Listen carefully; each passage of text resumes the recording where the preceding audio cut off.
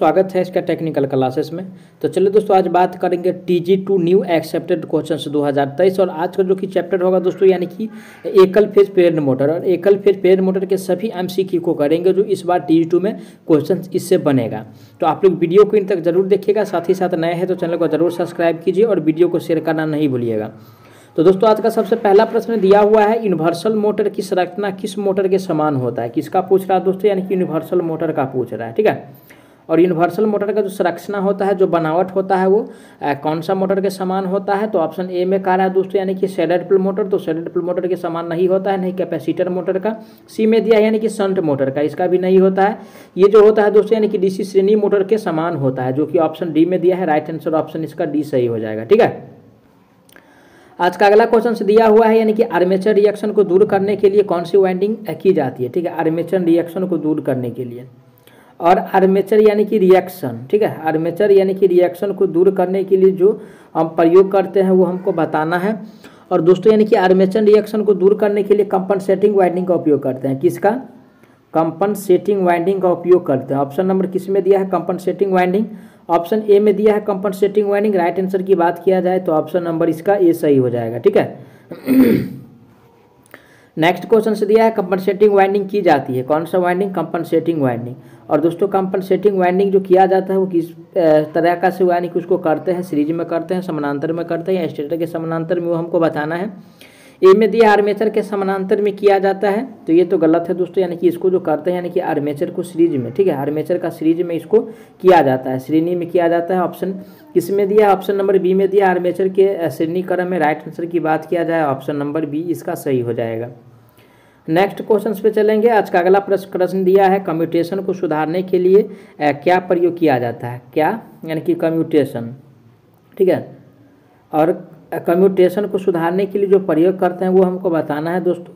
और कम्यूटेशन को सुधारने के लिए जो प्रयोग किया जाता है वो इंटरपोल का प्रयोग करते हैं। किसका? यानी कि इंटरपोल का प्रयोग किया जाता है। ऑप्शन किस में दिया है? इंटरपोल। ए में तो कंपनसेटिंग वाइंडिंग का प्रयोग नहीं करते हैं, नहीं इंटरपोल वाइंडिंग का, नहीं आर्मेचर वाइंडिंग का दोस्तों। यानी कि इंटरपोल का प्रयोग किया जाता है, जो कि ऑप्शन नंबर डी में दिया है। राइट आंसर ऑप्शन इसका डी सही हो जाएगा। अगला क्वेश्चन पे चलेंगे। अगला क्वेश्चन, यूनिवर्सल मोटर की घूर्णन गति किसके व्युत्क्रमानुपाती होता है। ठीक है। व्युत्क्रमानुपाती का मतलब यानी कि यूनिवर्सली प्रोपोर्शनल। और दोस्तों, यानी कि यूनिवर्सल मोटर का गति जो होता है वो यानी कि यूनिवर्सली प्रोपोर्शनल होता है, यानी कि लोड के, ठीक है, लोड के क्या होगा? यूनिवर्सली प्रोपोर्शनल होगा। ऑप्शन किस में दिया है? लोड। ए में तो यानी कि फ्रीक्वेंसी का व्युत्क्रमानुपाती नहीं होता है, नहीं वोल्टेज का होता है, नहीं धारा का होता है। ये जो होता है दोस्तों लोड का होता है। ऑप्शन नंबर यानी कि डी में दिया है लोड। राइट आंसर डी सही हो जाएगा। नेक्स्ट क्वेश्चन पे चलेंगे। नेक्स्ट क्वेश्चन से, यूनिवर्सल मोटर किस फ्रीक्वेंसी पर अच्छा कार्य कर सकता है। ठीक है। यानी कि यूनिवर्सल मोटर के बारे में हमको बताना है। और यूनिवर्सल मोटर दोस्तों, यानी कि कौन सा फ्रीक्वेंसी है जिस पे यानी कि अच्छा से यानी कि वर्क कर सकता है। तो दोस्तों, यानी कि कम फ्रीक्वेंसी जो होगा, ठीक है ना, कम अगर फ्रीक्वेंसी होगा तो वो अच्छा यानी कि वर्क करेगा। ऑप्शन किस में दिया है? ऑप्शन नंबर ए में दिया है, यानी कि कम। राइट आंसर की बात किया जाए तो ऑप्शन नंबर ए इसका सही हो जाएगा। Right answer A is the best answer on this question. Okay. Next question आज का दिया हुआ, यूनिवर्सल मोटर को किस प्रकार से लोड पर परिचालित नहीं किया जा सकता है। ठीक है। यूनिवर्सल मोटर को किस प्रकार और यानी कि लोड पे जो प्रचालित करेंगे, किस पे नहीं कर सकते हैं वो हमको बताना है।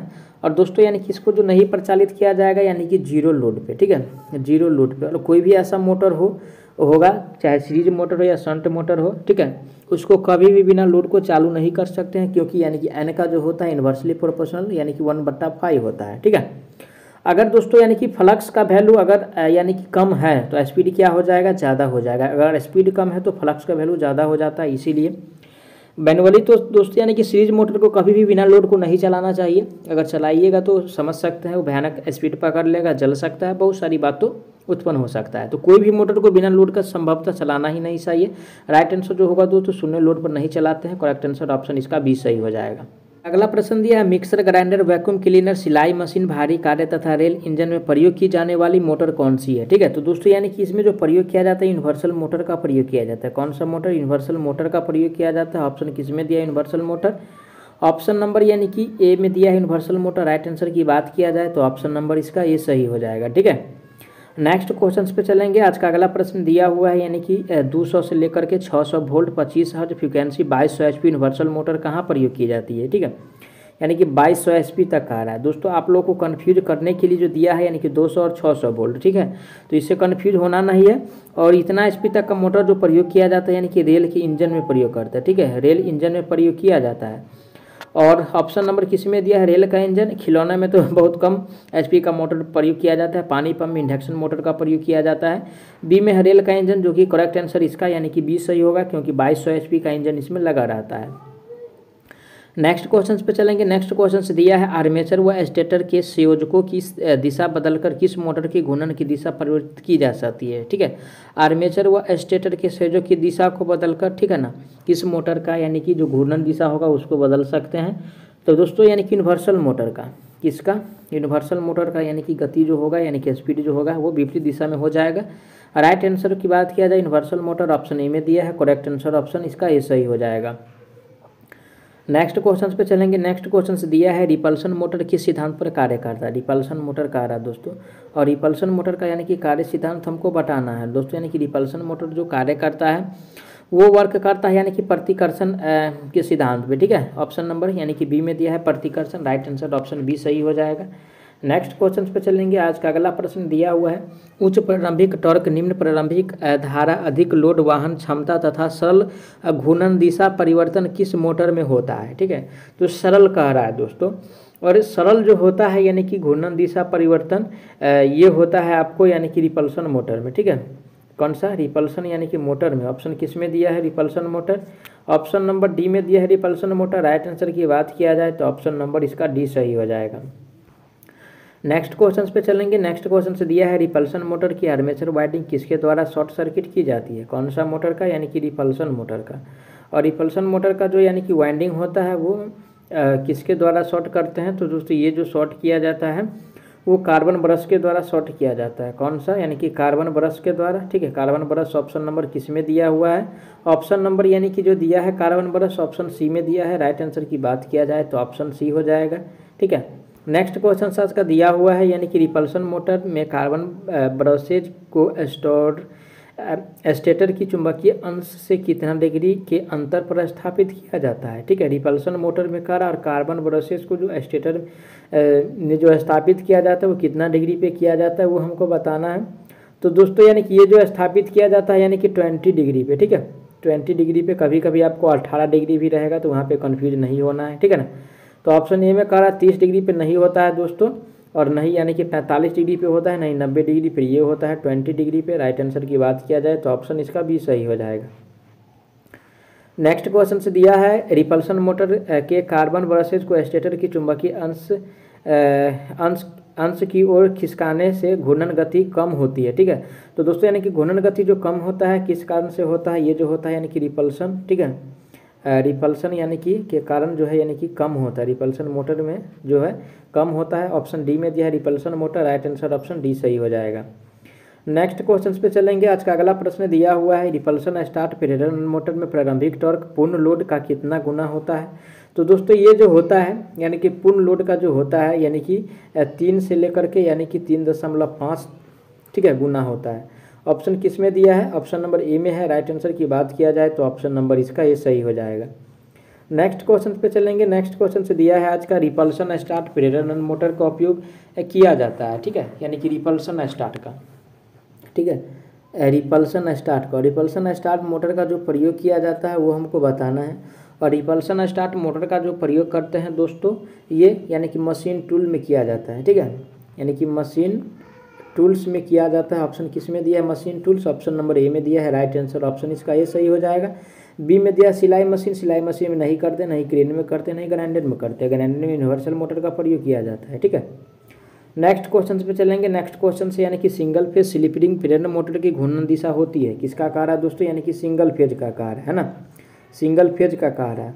और दोस्तों यानी कि सिंगल फेज का जो होता है वो हमको बताना है। और सिंगल फेज स्लिप रिंग प्रेरण मोटर का जो घूर्णन दिशा होता है किस प्रकार का होता है। ठीक है, तो दोस्तों यानी कि ये जो होता है परिवर्तनीय होता है। क्या होता है, परिवर्तनीय होता है। ऑप्शन किस में दिया है, परिवर्तनीय, ऑप्शन नंबर बी में दिया है परिवर्तनीय। राइट आंसर की बात किया जाए तो ऑप्शन नंबर बी इसका सही हो जाएगा।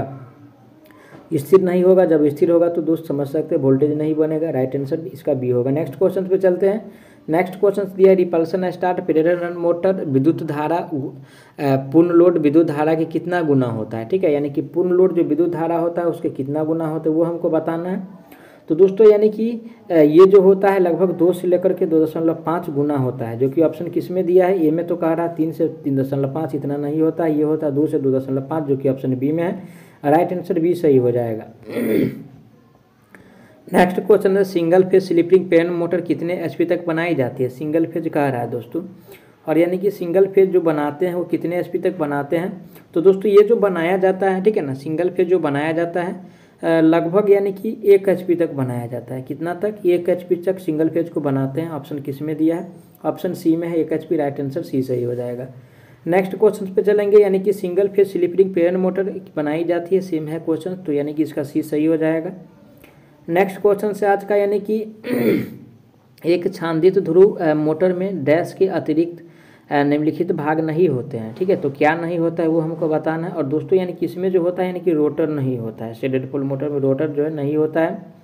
राइट आंसर ऑप्शन इसका डी सही हो जाएगा, जबकि ऑप्शन ए में कह रहा है अपकेंद्री स्विच, ठीक है, यानी कि शेडेड पोल मोटर में अपकेंद्री स्विच, उसके बाद संधारित्र और यानी कि ब्रश, ये सब क्या होता है दोस्तों, यानी कि होता है, लेकिन रोटर नहीं होता है। लेकिन देखिए दोस्तों अगर देखा जाए तो अपकेंद्री स्विच भी शायद नहीं होता है इसमें ना, वैसे थ्योरी अगर देखिएगा आप लोग तो क्लियर हो जाएगा, इसमें थोड़ा डाउट है ना, लेकिन नहीं के बराबर ही होता है। लेकिन अकॉर्डिंग टू ऑप्शन के हिसाब से मारिएगा तो उसमें रोटर मारिएगा, क्योंकि रोटर का कोई अंश है ही नहीं। लेकिन स्विच जो होता है कोई ना कोई स्विच लगा होगा, इसलिए यानी कि स्विच को प्रेफर नहीं करेंगे आंसर में, है ना। नेक्स्ट क्वेश्चन पे चलेंगे। आज का अगला प्रश्न दिया है, एक मोटर की कुंडलन में विद्युत डिग्री की गणना निम्नलिखित सूत्र द्वारा किया जाता है। और दोस्तों यानी कि विद्युत का यानी कि कुंडलन का जो गणना करते हैं 360 डिग्री और गुना में पोल और बटा 2 देंगे तो फिर भी गणना हो जाएगा। 360 और गुने पोल अगर यानी कि पोल के अगर जोड़ेंगे इससे भी हो जाएगा, और पोल की संख्या गुने 180 भी करेंगे तो हो जाएगा। इनमें से यानी कि सभी बात को अगर किया जाएगा तो यानी कि डिग्रियाँ निकाल सकते हैं। तो राइट आंसर ऑप्शन इसका डी सही हो जाएगा, सारा कथन इसका सही है। अगला प्रश्न दिया हुआ है, यदि किसी कुंडलन में पोल की संख्या 4 है और स्लॉटों की संख्या यानी कि इतना है तो ध्रुव पीस, ठीक है। तो दोस्तों यानी कि ध्रुव पीस का जो फॉर्मूला होता है, ठीक है, यानी कि स्लॉट की संख्या, ठीक है, स्लॉट की संख्या और बट्टा में यानी कि पोल होता है। तो स्लॉट की संख्या बराबर 24 दिया है, पोल यानी कि 4 दिया है, 4 छक्के यानी कि 24, 6 होगा। ऑप्शन किस में दिया है, ए में तो 9 नहीं होगा, नहीं 8 होगा, नहीं 2 होगा। ऑप्शन नंबर सी में दिया है 6। राइट आंसर ऑप्शन इसका सी सही हो जाएगा। छोटा छोटा प्रश्न आप करके जाइएगा, एग्जाम में जरूर मिलेगा इस प्रकार का प्रश्न। नेक्स्ट क्वेश्चन पे चलेंगे। आज का अगला प्रश्न दिया हुआ है, स्प्लिट फेज मोटर में मुख्य कुंडलन व सहायक कुंडलन के बीच स्लॉट कोण कितना होता है, स्प्लिट में कह रहा है। और स्प्लिट तो दोस्तों यानी कि स्प्लिट फेज जो मोटर है क्या है, ये सिंगल फेज है। जब सिंगल फेज है तो इसमें यानी कि जो होगा यानी कि 19 डिग्री का यानी कि स्लॉट होगा। कितना का होगा दोस्तों, 19 डिग्री का होगा। ऑप्शन नंबर ए में 120 डिग्री, ये 3 फेज में होता है, 180 नहीं होगा, नहीं 210 होगा, ये जो होगा यानी कि only for 90 degree. Option number C is the best answer on this question. आगामी प्रश्न आज का दिया है, अगर पंखे का कैपेसिटर शॉर्ट है तो पंखा क्या होगा। अगर देखिए दोस्तों यानी कि शॉर्ट है, ठीक है, अगर शॉर्ट है तो यानी कि पंखा जो होगा, ठीक है ना, शॉर्ट है तो अगर पंखा की अगर बात किया जाए तो ये नहीं चलेगा। क्या होगा, नहीं चलेगा, है ना, नहीं चलेगा, ठीक है। ऑप्शन किस में दिया है, ऑप्शन नंबर ए में दिया है, नहीं चलेगा। राइट आंसर ऑप्शन ए इसका सही हो जाएगा। मैं आशा करता हूँ आप लोग सारा प्रश्न को अच्छा से समझे होंगे। अगर कोई भी प्रश्न में किसी प्रकार का डाउट है आप लोग उसके लिए कमेंट कीजिए, आपको जवाब बहुत जल्द मिलने वाला है। और प्लीज़ आप लोग चैनल को ज़रूर सब्सक्राइब कर दीजिएगा और वीडियो को ज़रूर शेयर कर दीजिए।